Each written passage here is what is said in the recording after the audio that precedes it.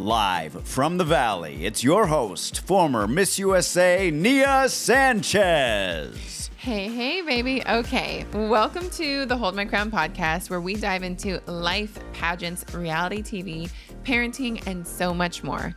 Join us for special guests from your favorite reality shows and some of my very good friends, other beauty queens. This is Hold My Crown. Hold my crown. Hello. Welcome back to the Hold My Crown podcast. I am so excited that you are here. You're hanging out with us on another beautiful day. I said us, I mean me. It's just me today. Welcome. We have not done a super pageant focused episode in a bit. So I'm really excited to get into it with you. If you are watching online, I am coming to you from my bedroom. So I apologize for the stack of books in the corner, but I'm very excited to get into this episode. This is a highly requested episode. This is a highly discussed topic among the pageant community, and I want to share some insider tips and tricks. I hope your main takeaway from this episode is how to save some money because pageants are expensive. So today I am breaking down the real costs of competing in pageants. There is so much that goes into it. And if you are a newbie or even a seasoned vet, you will get a lot out of this episode. There are costs that can be from so many unexpected places, like the normal ones. You expect the entry fee and the gown, but you don't sometimes realize all the wardrobe and accessories. And then, oh, shoot, I need to do a photo shoot or a few for headshots and other photos. And it all adds up so much. And let me tell you, I was the queen at saving money when competing in pageants because honestly, I was on a budget the entire time I was competing. Like, who's not on a budget in your early 20s, late teens, unless you're being supported by your parents, which great if you are. Like, no matter what my kids do, I hope we can support them financially in their goals and their dreams someday. But that's not the case for everybody. And that wasn't the case for me. My parents definitely were there for me, but we didn't have all the funds in the world to go spend $5,000 on a pageant gown. The entry fees were so tough to cover at times. So I'm going to be sharing with you where you can save some money and cut some corners and still be successful and how to do it. And then also where you do need to invest some money because there are some points where it's like, oh, you don't want to cut a corner there. Let me rewind just a minute so you guys know where I'm coming from. If you are new to this podcast, I am a former Miss USA. I'm so grateful for that opportunity. I competed for 5 years in a row at the local, state, and even other international levels while pursuing my dream of becoming Miss USA. And it was not easy. And the budget was very slim most of the time. So there's a lot of little different things that you can do. I actually started out when I was 19 years old. My first little itsy bitsy local pageant was 18 years old, Miss Menifee, like the place where I grew up. But beyond that, I was watching Miss USA in 2009 on TV, maybe even 2008, because it was a while till I actually got to my pageant, which was in 2009, the big pageant. But I was watching Miss USA. I really realized that I wanted to do something girly and feminine. I grew up in martial arts. So I called the recruiter, said, I want to sign up for Miss California USA. I was actually living in Washington at the time. And she said, absolutely. The entry fee is this much. I think it was over $1,000 at the time. It may be more now. And she said, but what you can do is you can enter a local pageant where the entry fee is only $300. And if you win that local pageant, you will have your entry fee for Miss California covered. So me trying to save some money, that was a good idea to me. So I ended up signing up for the local pageant. I ended up winning the local pageant. I think there was about 12 competitors. It was my first like bigger pageant. And from there, they actually had the opportunity to send me to Ecuador. I went to Guayaquil and we traveled all around to Cuenca and Machala and different beautiful places. And I represented the United States at Miss Turismo Latino. And that director helped me so much. I was able to borrow a national costume, a traje típico. If anybody speaks Spanish, It's okay to laugh at me. I don't speak Spanish well. So I was able to borrow one from previous girls that had competed. Was able to borrow wardrobe. I had no money, but I was like, I'm down. Let's do this. Let's go to this international pageant. So I did that. I think I got my parents to help pay for my flight because that was not covered as part of the prize package. And then I came back, and a few weeks later, I went to Miss California USA and I placed second runner up with a dress that I spent maybe $500 on. Um, and all of my wardrobe was just from my closet. So that goes to show that you don't need to drop $1,000 at Revolve on pageant weekend just for 2 or 3 days to have a whole bunch of different outfits. We'll get into the breakdown later. I just want to kind of give you where I came from. 19 years old, I was working at Victoria's Secret. I remember my Miss California USA interview. I was like, how in the world did I place top 5 at Miss California USA, my first time competing in 2009 for the 2010 pageant, but it was like November 2009 when I worked in retail. I lived with my grandma. I talked in my interview about how women would come in and show me their boobs and say, "Hey, I want to get a bra. Can you help me?" And that's what I talked about at my Miss California USA interview. Obviously, I talked about other things and my ambitions and what I wanted to do and the businesses that I wanted to own and all of that. But I was just laughing so hard. I'm like, how in the world did I play so well for being so young next to these other women that had charities in Africa and graduated from UCLA and were starting this and that foundation and were dating celebrities like that? They had all these accolades and accomplishments. And I think it really goes to show that if you want to compete and you have a good heart and you do all the prep work you can in advance, that you can succeed. So I'm not going to go into every single pageant. I just want to give you kind of the background. From there, I competed locally at a plethora of local pageants to hopefully get my entry fee covered for Miss California USA because it was so expensive. And then I went to Miss California a total of 3 years. I placed top 5 and then top 20 2 years back to back. I moved to Hong Kong after that. I needed a mental break because I was so heartbroken from not winning when I really thought I could do it and I thought I was ready. I went to Hong Kong, kind of took a mental break. I did a contract there. I came back. I moved to Nevada. I was living with family originally in Nevada until I was able to save up enough to like pay for rent. And so I had a roommate there, but even then, I remember my budget while getting ready to compete for Miss Nevada USA. I believe it was like I had $77 a week for groceries, and I had like I forget how much. I had it calculated out to the penny how much money I could spend on gas and groceries. I could not afford to eat out. I would eat at home before going out with friends so that I could save money. And I would just like, if we're at Mexican restaurant, I would just eat the free chips and dip and have some water. Like I could not afford anything extra. When I eventually won Miss Nevada USA, I I had the best director, hands down, one of the best directors I think in the organization. The way she supported me was incredible. Even with her support, I still and the incredible sponsors she provided, I still had to start a GoFundMe because pageants are expensive. So I did a little GoFundMe to help me pay for the extra costs of pageants. And then I went to Miss USA, and from there, everything for the most part is sponsored. Um, if any of you have ever watched Miss Universe, you will know that a lot of these women look like Barbie dolls. And so I do remember one funny little thing before we take a break is that when I was getting ready to compete for Miss Universe, I knew that the girls I was competing against, some of them had been having plastic surgery since they were like 15 years old.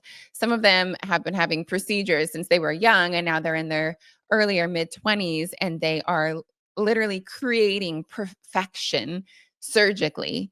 And so I remember asking, like, hey, can I get a little Botox? Like, my Botox has worn off. I would like a little bit of new Botox before I go and compete against these like Latina bombshells and like the Asian, like powerful powerhouse countries. And the Miss Universe organization loved them because their hearts are so, so in the right place. But they were like, no, we're not paying for that. If you want to get Botox, you got to do it on your own. We don't believe in like Like, if a girl wants to do whatever she wants to do, good for her, but, like, we are not gonna, like, pay for your Botox, like, your cosmetic procedure. Like, if I wanted a boob job, that would be a hard no.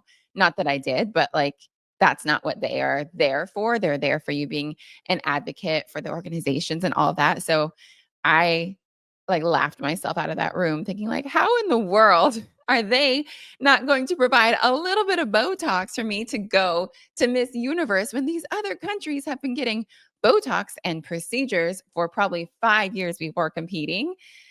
So I had to find a way to budget that in as well as I was getting ready for Miss Universe. But let's take a little break. We will actually break down a lot of the costs, the expenses, where to spend your money, where to save your money. We're going to make this a power packed episode where you're just going to get all the information that you need in one place, and make sure you have your pen or pencil ready so that you can take some notes on where to save money and where to spend your money.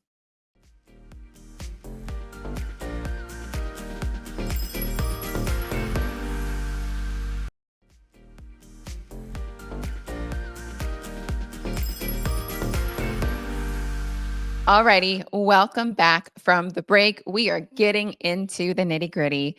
Pageants are expensive, a very expensive sport or area of competition to be involved in, but they are so rewarding. So I do believe that at a certain point, some of the investment is so worth it. I have two main categories I want to break down for you: where to spend your money and where to save your money. Both of these are going to be very important. There are different costs. If you're at the state level, an entry fee is usually, and this is the USA system, around $1,000, maybe a little less, maybe a lot more. It can be a lot more in the bigger states. There's the simple cost of outfits. You want to show up looking good. So your registration and fitting outfit needs to be great. Your rehearsal outfit needs to be great. Obviously, your interview outfit, your gown, your shoes, the accessories that go along with it, the spray tan, the hair extensions, the professional makeup artist, which is really important to have if you have the opportunity to do that, or learning how to do your makeup like a professional makeup artist. There's so many different things that you don't even think of. You may be wanting to get a bikini wax. You might need to get some butt glue. You might need to get some chicken cutlets to put in and lift the boobies up a little bit. Like, there are a lot of expenses that go from the little ones all the way up to the thousands of dollars that people spend on gowns. And just the things I listed, I feel like barely scratch the surface of what it truly costs to compete in a pageant. I mean, even other things like facials, skincare. I think I may have already said tanning, working out, a nutritionist. Like, there is so much that goes into it. So we're going to cover where to spend your money and where to save your money today. So the first little section that we have going on right now is where to spend your money. And this could be a little controversial. You may not agree with me. You may have completely opposite opinions, and I want to know. So make sure you leave a comment, leave me a DM, let me know what you think about if you really should be spending your money in this area. But I have a few, and we can even try to save some money in the areas that you do need to spend money. And so, one of the things that I will say is obviously your entry fee. Like, you have to spend that money, but you can save money there if you find a local pageant that has a lower entry fee but pays your way to the state pageant. The caveat there is you have to win, and you can't guarantee you're going to win. So it's kind of more of a gamble. There are a lot of ways, which we'll talk about next, to find sponsorship and get financial help because it's so expensive. One of the areas that I do feel like is important to invest money in, and I did it as well, it was expensive, but I knew I had to do it, was really great photos. You need, number one, you need an incredible headshot. Do not go into a pageant with a selfie. Yes, you can, but should you? No. Not if you're going to the state level. It's different if you're competing at a local level. That's fine. I mean, not fine. I would prefer you have a professional headshot, but there's different levels. And right now, I'm talking about the higher levels of competition. If you want to become your state title holder in the USA, America, um, and all these other incredible organizations like USA National Miss and NAM and all of that, you really should have a professional headshot. Does it need to be the most expensive one to be a good headshot? Absolutely not. Shop around, but make sure I don't want you ever comparing yourself to the girls that you're actively competing against. So, for example, if I'm competing in California, I might go and look up other strong states like Texas or Florida or New York from last year, not the girls competing this year, from last year, and see where they got their headshots and see if I can find any recommendations from them. Obviously, if you're in California, you'll get recommendations from your national or your state director, and they'll say where you should get headshots. Shop the prices, but also make sure that the quality looks like the same quality as previous winners. You want to have a high quality headshot. It does not necessarily have to be the most expensive, though. You can find newer photographers that are maybe two-thirds the price of the top photographers in the country and still get a great headshot. Another area I think you need to spend money is at bare minimum, if you feel like you're generally good at makeup, getting makeup lessons to learn how to do your own makeup for interview and on stage, not just one or the other. You can't learn stage makeup and forget about interview. They are very different. So make sure you get a makeup lesson where they, hopefully 2-in-1, would teach you this is how you do your interview makeup. And then this is how you can add on to it and pump it up for stage. That's the bare minimum. If you can afford it, if you can find a way to afford it, I think it's really worth it to invest in hair and makeup on pageant weekend. I know I got really good at doing my hair and makeup. I had the techniques down. I had multiple hair and makeup lessons, but I still felt like it would take the pressure and the stress off of me to get my hair and makeup done for pageant weekend. I could do that at the state level. At the national level, you had to do your own hair and makeup, and they had teams to like touch you up. So that was a whole different story. Now I believe they allow like dedicated hair and makeup artists across the board, which is nice. Or they have the people that they provide for you, but they will do your full hair and makeup, which is really nice. So it depends on also what your comfort level is. If you love how you do your makeup, do it and then just have someone touch it up so that you can do it the way that you like it. I have 3 more areas where you might want to spend some money. This one is very in the middle. So, gown. You don't necessarily have to drop a lot of money on a gown to win a pageant, but you want a gown that looks great on stage and doesn't look cheap. I believe it was Olivia Culpo, who we all know who she is. I think if you're in the pageant world, you should know who she is. If you're in the world, you should know who she is. I think she was just all over E! News and People Magazine and all of that this week for announcing her pregnancy. She's a former Miss USA, a former Miss Universe, and she won her state pageant, I believe, in her prom dress. I got a beautiful custom gown that was part of a sponsorship. So my local pageant covered my first gown, and I only had a remaining balance of $300 to pay. So there's different ways that you can find money to like get a gown, but the best way if you're trying to save money here and still invest in a gown that looks beautiful on stage is rent a gown. I've had girls that have reached out to me and rented my former gowns that I've competed with at Miss USA, my prelims gown. So you can rent a gown. I believe there is a like an app. I think it's called Queenly, where you can rent gowns, or you can I think you can purchase them at a lower price, like they've been worn by somebody else.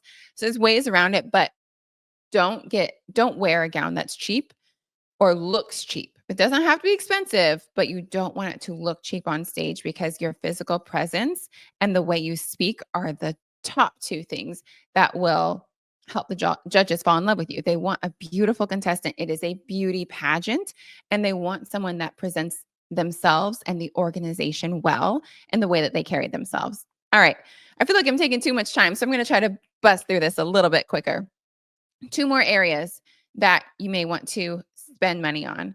First of all, you just want to make sure you're eating quality food. You don't have to spend a lot of money, but you don't want to say, oh, it's cheaper for me to get a bag of chips than it is for me to buy kale and make kale chips or something like that. Like you want to put high quality food into your body, especially if you are also investing time in working out. I'm a pageant coach. I have clients. I have a client I'm working with right now who she is in her early 20s. Her metabolism has not slowed down at all. She's a former athlete.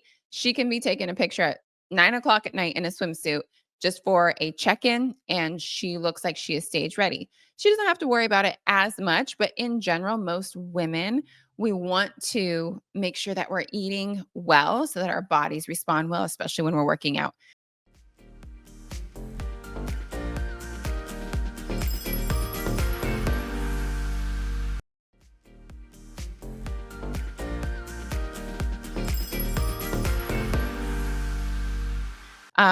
Let's take that and transition straight into where you can save money.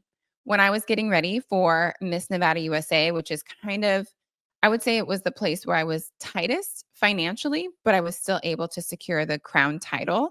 Um, I was doing everything I could to save money.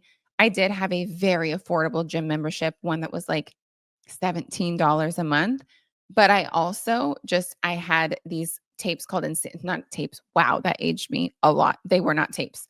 It was digital, but I had these insanity workouts on my computer. It was called Insanity, and I would do them every single day. I love the way that my body looked physically when I did this workout, and I was so committed. I looked up ways, like how I should be training as an athlete to be lean and strong and have muscle, and I followed those routines. Now we have Chat GPT. You can put in every single thing about you and what your goals are and what even you want your muscle and like body mass to be. And you can have Chat GPT tell you what to do, what to eat. So there's even more resources now than when I was competing 10 years ago. Going back up to one more thing when it comes to where to spend money is coaching. If you are brand new to the pageant world or you haven't competed in a while, it's really important to make sure that you have the right person or people to support you and that they actually know what they're talking about. There are so many former Miss USAs and former state contestants that did well, that know what they're doing in the pageant world. And even people that haven't competed in the pageant world that are great interview coaches or even walking coaches that can help support you. Just make sure they have a track record, that they know what they're doing. You really want someone that knows what they're doing. For example, my walking coach, right? He had never competed at Miss USA, but he was fabulous at walking. And we would train together in Las Vegas at like the different gyms wherever we could like reserve a room. And his techniques were absolutely fabulous. He worked with me as Miss USA as I was preparing for Miss Universe. And he also worked with other Miss Universe contestants. So he really knew what he was doing. And you could see from his track record, he would say, hey, this is my girl. This is my girl. This is my girl. You can see how they walk and see if you like the way that they walk. And if yes, I'll work with you. And if you don't want to, that's fine. So just make sure that if you're investing some time into coaching, that you find someone that's reputable. Now, that's one more little thing for saving money, because I definitely invested in coaches before Miss Nevada, before Miss USA, and then when I was Miss Nevada, some of them were also sponsored, or at least one or two sessions were sponsored, and then I would pay for the additional ones. When I first started out with pageantry, though, I didn't know who I should turn to as a coach because I was not involved in the industry. I had no idea who was who or what was what. I just worked so hard by doing research on my own, on YouTube, on websites of what it took to be successful. And then I worked with my family day and night and even my coworkers to prepare. I would tell my coworkers, hey, ask me anything that you think could be a pageant question. I need to practice being ready to answer anything on the fly and to say it well. I literally printed out like top 50 pageant questions, and I would cut them up into the strips so you could just have one question at a time in a fishbowl like it was on stage. And I would walk around at work on my lunch break like, hey, do you want to ask me a question? Or my mom would just sit there with a fishbowl in her lap and pull out questions, and we would practice and practice and do feedback so that I had different points of view and different perspectives with my answers. So the more you practice, the better. And one more thing I will say about practicing is the way that you practice is the way that you will perform. So when you are practicing, if you can't afford a pageant coach, or if you don't know who to go to, you can always come to me. But if you don't know who to go to, then you need to practice the way that you want to perform.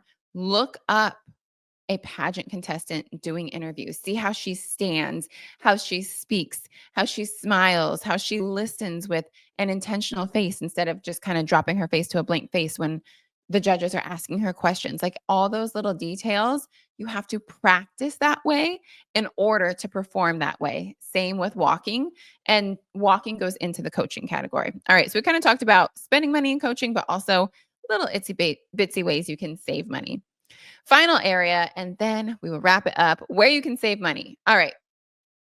This ties into coaching, as I already mentioned, but you can have your team, like know who your people are, your mom, your dad, your sister, your best friend, and have your team really support you and help coach you in the best way possible. You can look for sponsors. And I really don't have time to dive into every single detail of how to find sponsors, but you can reach out to me in my email and we can talk about it a little bit more. But there are ways to find sponsors for actual services. Like you can find sponsors and share their what they helped support you in on social media, whether it's wardrobe or maybe your tanning salon. Like it could be anything and everything, teeth whitening. Maybe someone that you know personally in your community does hair extensions and they'll give you half off and you'll share about it, like, or free. So finding sponsors is definitely helpful. And a lot of those should be businesses that you already go to, that you already spend your money in. But if you need more services or extra to prepare for the pageant, they are willing to sponsor you. And it can also be relationships because my dress for Miss Nevada USA, which is probably one of my favorite dresses I've ever worn, was a beautiful custom dress that was made by a gown designer who was an intern for a world famous gown designer that I wore that gown as I was modeling jewelry. So I was working a job, I was modeling jewelry. The gown designer's assistant or apprentice came and provided all the dresses and made sure all the models wore them correctly. I kept that person's information, stayed in contact with them. And because they were not necessarily a world renowned, established gown designer, they were very excited to work with me and create a custom, beautiful gown for Miss Nevada USA. And still to this day, it's one of my favorite gowns I've ever worn. So, relationships and places that you already go to is a great way to find sponsorships. Tying back into wardrobe a little bit, as I mentioned, my gown, one of my favorite ways to save money during your pageant, during the competing season of your life, is borrowing clothes. You do not have to spend all your money on brand new clothes from Revolve or wherever you get your clothes. Don't get me wrong, I love a brand new outfit, but shop your friends' closets. That's an incredible way to save money. My interview dress that I wore at, I think, California once, Miss Nevada, and other like appearance outfits, those were all from my friends' closets. So it felt fresh, it felt new, but it was my friends' pageant wardrobes and we would share with each other. They would borrow mine, I would borrow theirs. It's a great way to save money. Even if you need to, shoes and accessories, like have your friends that have great wardrobes and then share with each other. I mentioned earlier that you can like borrow or rent or get a dress on a discount website when it comes to your gown. So that's also an option. You and then here's the thing with coaching. I mentioned coaching. If you can't afford personal one-on-one sessions because I know they can be expensive, you can also sign up for a course. There's a lot of coaches that have online courses that teach essentially the exact same thing they teach in their one-on-one coaching, but it's just not perfectly customized to you. So you take all the feedback and then you have to customize it and feed it to yourself. I have a course that's being made right now.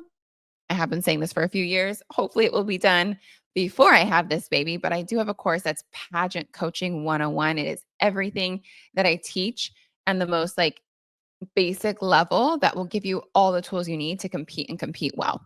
I mentioned this as well before. Practice with your friends and family like crazy. Use your friends and family as a resource. And then, one of the most important things that often goes overlooked when it comes to preparing for a pageant, but should never be overlooked, is your mind and your headspace.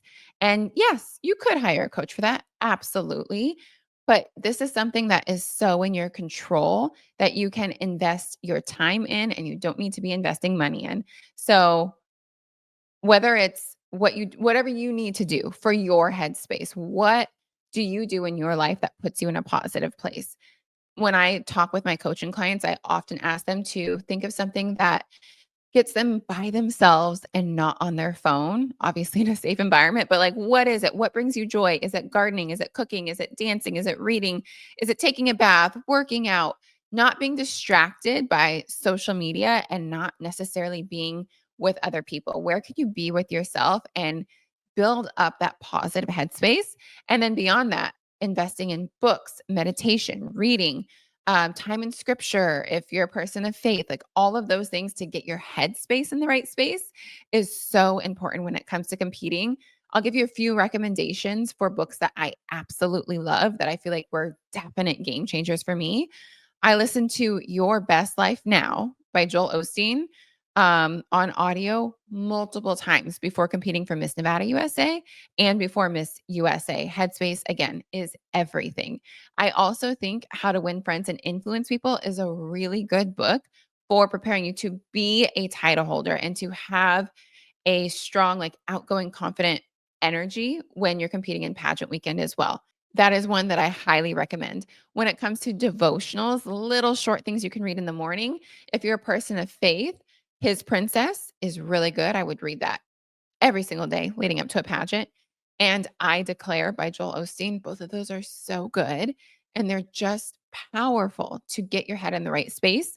Also, Atomic Habits, if you're not maybe as organized of a person as you'd like to be, and you want to have really good habits to set you up for success in pageantry. And then the final thing, there's so many great podcasts out there. Obviously, I'm so glad you're listening to this one, but the Mel Robbins podcast, not every episode is going to be for you, but there are so many good episodes that can apply to pageantry and to lifestyle leading up to it that can put you in a good headspace and just get you organized in your life, doing life in a way that will set you up for success. So that is one thing you don't need to spend any money on. You can get yourself in the right headspace, and that is a absolute game changer, and it makes a difference. I'll give you one very specific example. I won't say what state, but it was a state that I had watched multiple years in a row. There was a contestant that got first runner up 2 years in a row.